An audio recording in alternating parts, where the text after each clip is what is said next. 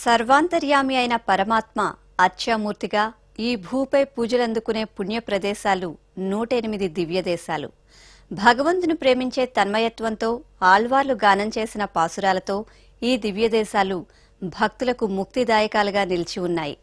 ఈ పుణ్యక్షేత్రాలను స్మరించినా దర్శించినా కలిగే పుణ్యం అనంతం. ఎన్నో క్షేత్రాలు ఉండగా ఈ 108 మాత్రమే దివ్యదేశాలుగా కొలిచే వైనాన్ని తెలుసుకుందాం. శ్రీరంగ మంగళమణిం కరుణానివాసం శ్రీ వెంకటాద్రి శిఖరాలయ కాలమేఘం శ్రీహస్తిశైల శిఖరోజ్వల పారిజాతం శ్రీశం నమామి శిరసా యదుశైల దీపం.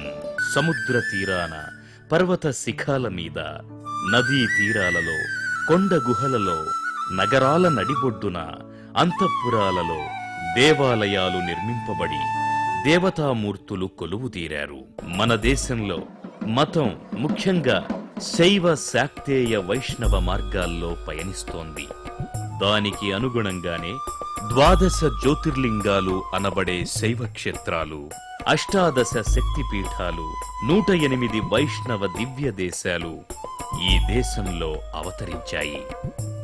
వైష్ణవ క్షేత్రాలు 5 విధాలుగా వర్గీకరింపవచ్చు.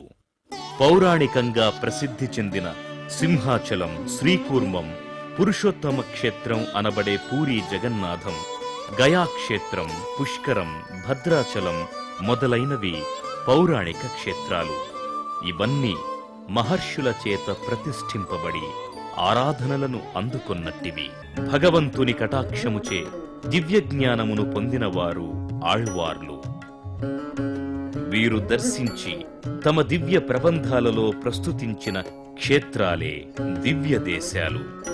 దాదాపు మహర్షులు ప్రతిష్ఠించిన ఆలయాలనే వీరు కీర్తించారు. ఇలాంటి క్షేత్రాలే దివ్య దేశాలన్నమాట. ఆళ్వార్లు, ఆచార్యులు అవతరించినవి, ఆచార్యులు సందర్శించినట్టివి అయిన క్షేత్రాలు అభిమాన స్థలాలుగా ప్రస్తుతింపబడుతున్నవి.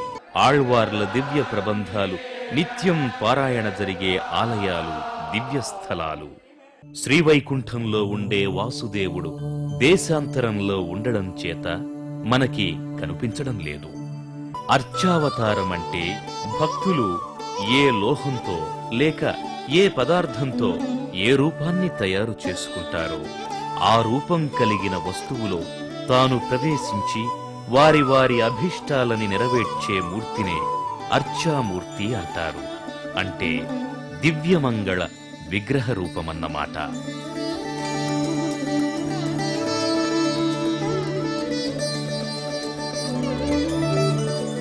ఇలాంటి దివ్యమంగళ విగ్రహ రూపంతో భగవానుడు వేంచేసియుండేవే ఆలయాలు. ఈ ఆలయాల్లో కొన్నింటికి దివ్య దేశాలు అని పేరు. భగవత్ సంబంధం కలిగినదంతా దివ్యమన్నమాట. ఇలా దివ్యమైన భగవంతుని కీర్తించిన వారు దివ్య సూరులు. ఆ దివ్య సూరుల కీర్తనలే దివ్య ప్రబంధాలు. ఆ దివ్య ప్రబంధాలలో కీర్తింపబడిన క్షేత్రాలే దివ్య దేశాలు.